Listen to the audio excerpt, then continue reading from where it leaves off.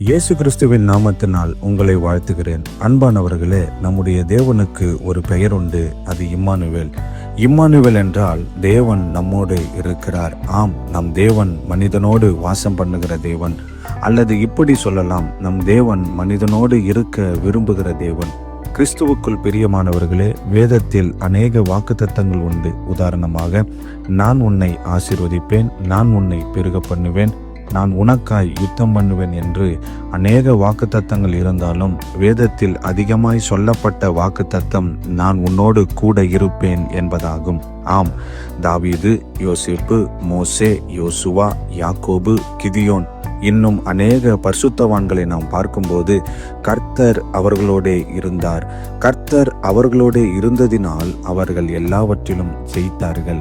இந்த சத்தத்தை கேட்டுக்கொண்டிருக்கிற தேவ பிள்ளைகளே, நீங்களும் ஜெயிப்பீர்கள். ஒருவேளை நீங்கள் நினைக்கலாம், நான் தோற்று போனவன், என் வாழ்க்கை வெற்றிகரமானதாக இல்லை என்று. ஆம், வேதத்தில் உள்ள பரிசுத்தவான்களை நாம் எடுத்துக்கொண்டால் தாவீது ஆடு மேய்த்தவன், மேலும் அவன் தகப்பனால் மறக்கப்பட்டவன். யோசேப்பு சகோதரரால் தள்ளப்பட்டவன். மோசே ஒரு கொலைகாரன். யாக்கோபு சகோதரனையும் தகப்பனையும் ஏமாற்றினவன். கிதியோன் பயந்தவன். இவர்கள் எல்லோரும் ஏதோ ஒரு காரியத்தில் குறைவுள்ளவர்களே. ஆனாலும் சர்வ வல்லமுள்ள தேவன் இவர்களை சந்தித்து இவர்களோடே இருந்தார். பின்னாட்களில் இவர்கள் அனைவரும் ஜெயித்தார்கள்.